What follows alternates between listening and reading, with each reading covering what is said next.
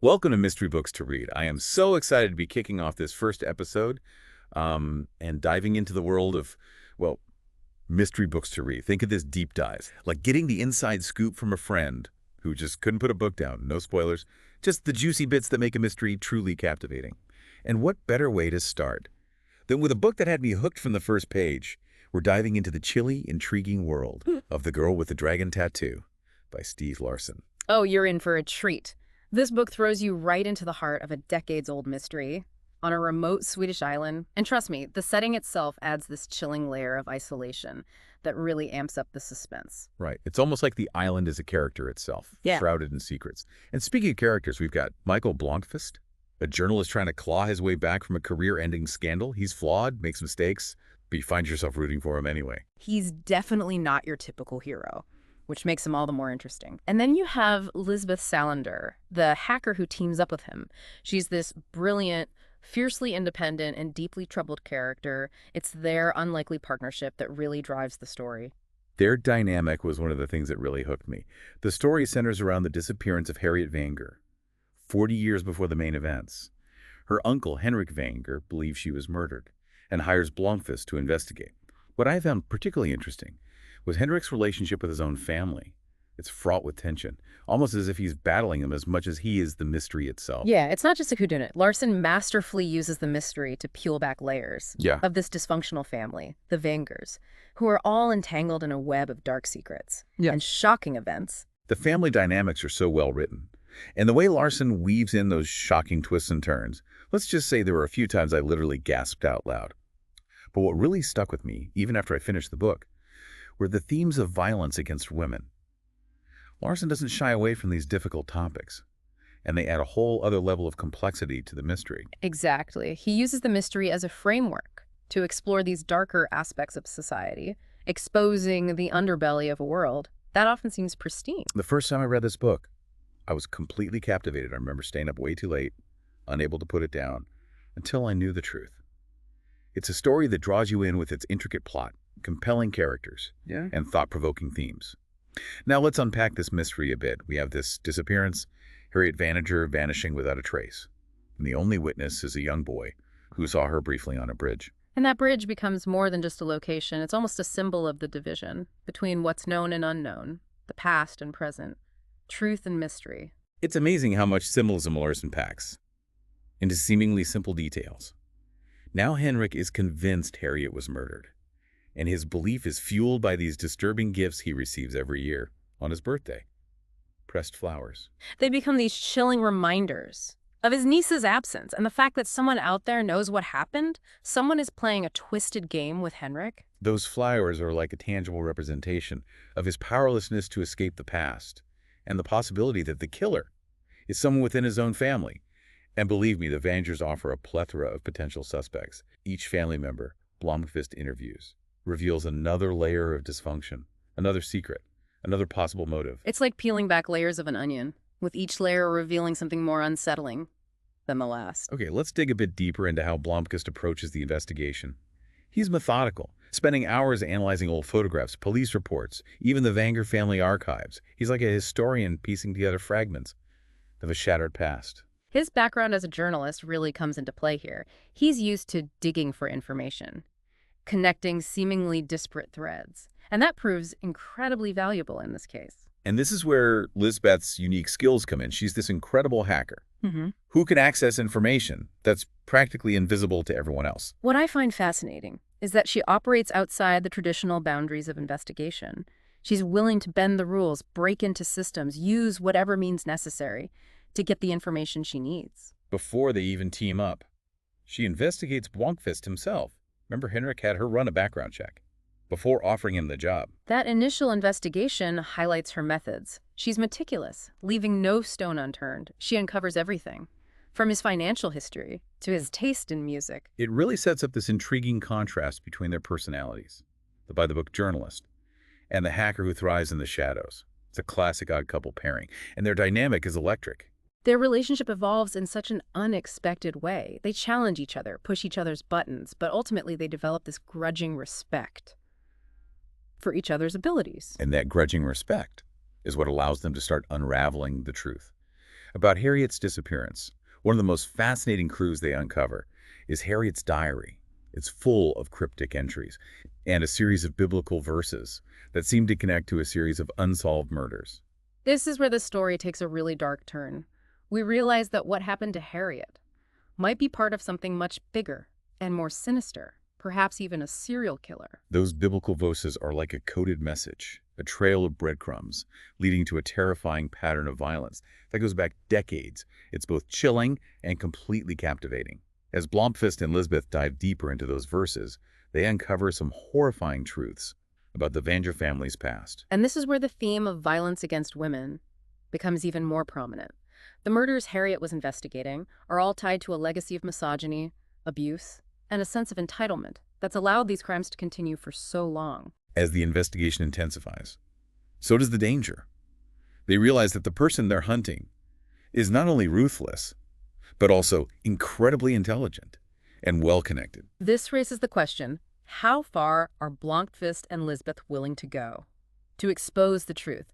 Are they willing to risk their lives to bring a killer who's operated with impunity for decades to justice? These are the questions.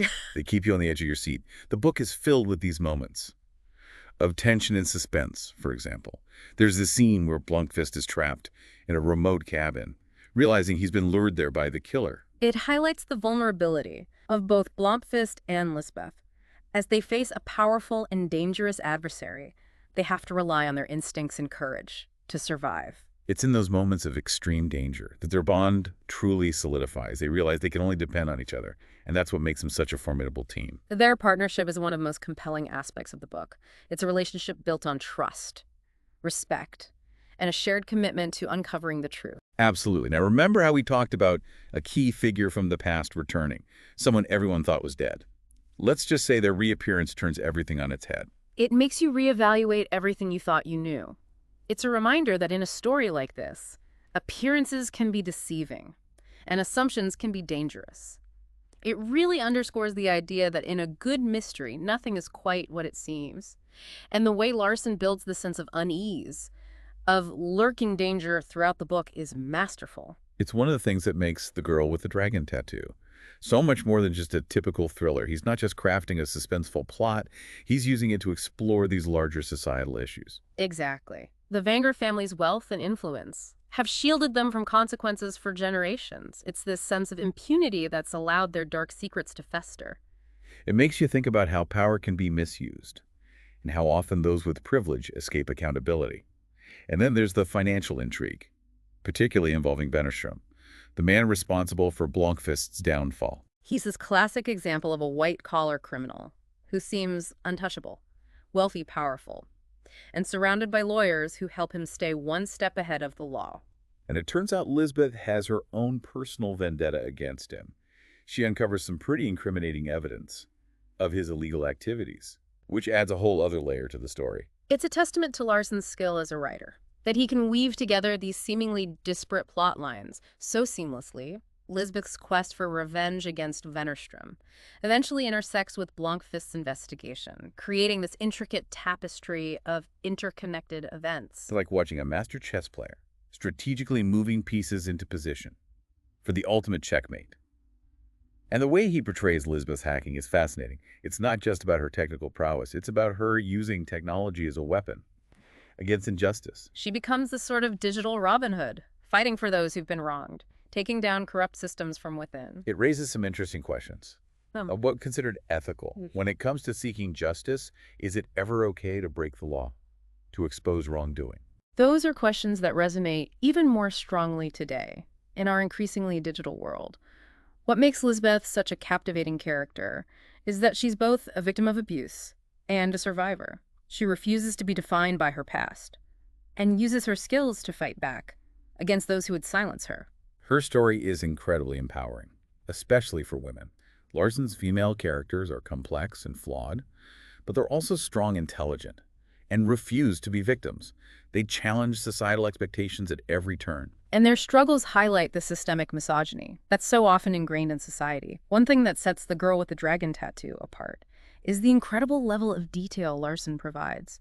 He describes everything from the characters and settings to the technical aspects of Lisbeth's hacking with such precision. That attention to detail creates this immersive experience for the reader. You feel the chill of the Swedish winter, the isolation of the island, the oppressive atmosphere of the Wenger family mansion. It's like you're right there, alongside Blomkvist and Lisbeth. It's not just about creating a vivid backdrop.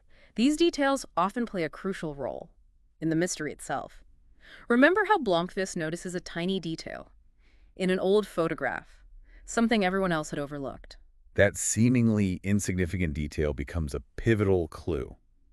And it's moments like that that make you realize just how carefully Larsson crafted this story. It's like solving a complex puzzle, where each piece ultimately contributes to the bigger picture.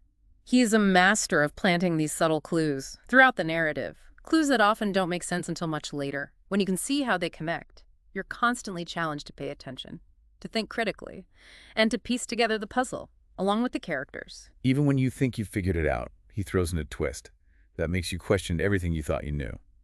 Speaking of challenging elements, how did you feel about the level of violence in the book? There are some pretty disturbing scenes, especially those involving Martin Wenger, one of the more twisted characters in the story. While it's true that the book doesn't shy away from depicting violence, I think it's important to consider the context. Larsson isn't glorifying it. He's using it to expose the dark underbelly of society, the often hidden consequences of unchecked power and corruption. It's a stark reminder of how greed, prejudice, and entitlement can twist individuals and lead to horrific acts. And Lisbeth's own violent tendencies become a reflection of the violence that's been inflicted upon her. It raises thought-provoking questions about the cycle of violence and how victims can sometimes become perpetrators themselves. It's a complex issue that Larsson tackles head-on, showing how trauma can have lasting and often devastating effects.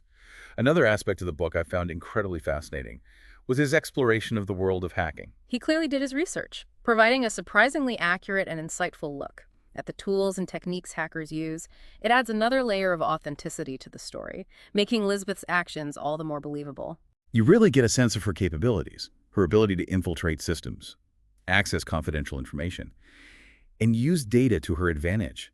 It's not just about technical wizardry, it's about the power of information and how access to data can be used to expose wrongdoing and hold those in power accountable. It's a theme that's incredibly relevant in today's world, Yeah. where we're so reliant on technology and where the control of information is paramount. Lisbeth's character, in a way, becomes a symbol of resistance, showing how technology can be a tool for empowerment, especially for those who have been marginalized or silenced. She carefully cultivates her online persona, using aliases and disguises to protect her true identity, while simultaneously using her skills to expose the secrets of others. It blurs the lines between reality and virtuality, raising questions about how our digital identities impact our lives in the real world. And that's something we grapple with even more now than when the book was first published. But what's really striking is how Larsson uses this specific story, set in Sweden, to explore universal themes of power, greed, and the abuse of authority. He doesn't shy away from critiquing his own country, exposing the hypocrisy and corruption that lurk beneath the surface of a seemingly progressive society. But those critiques ultimately resonate on a global level because they tap into human nature and the timeless struggle for justice.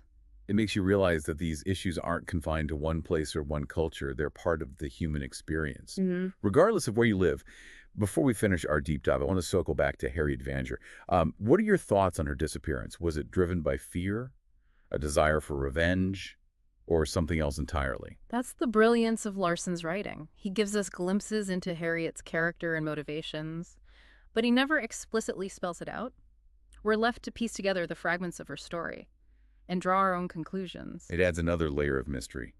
To an already complex narrative, she becomes this enigma, a ghost that haunts the Vanger family and the entire investigation. Her absence is palpable throughout the book. It's a constant reminder of the secrets that plague the Vangers, the weight of their past sins. The Girl with the Dragon Tattoo is one of those books that stay with you long after you finish reading it. It's a story that's both gripping and thought-provoking, a mystery that delves into the darkness that can reside within individuals and families alike. It's a book that has sparked countless conversations about social justice, gender equality, and the importance of speaking truth to power. It's a story that resonates with readers on a deeply personal level, regardless of their background or experiences. If you haven't read it yet, I highly recommend adding it to your list. It's a journey into the heart of a chilling mystery, and it will keep you captivated until the very last page. This has been our deep dive into The Girl with a Dragon Tattoo. We hope you enjoyed it. And we hope it inspires you to pick up the book and explore this captivating world for yourself. Be sure to subscribe, like, and share this episode with your fellow mystery lovers. And don't forget to turn on those bell notifications so you don't miss our next deep dive into another must-read mystery. Until then, happy reading.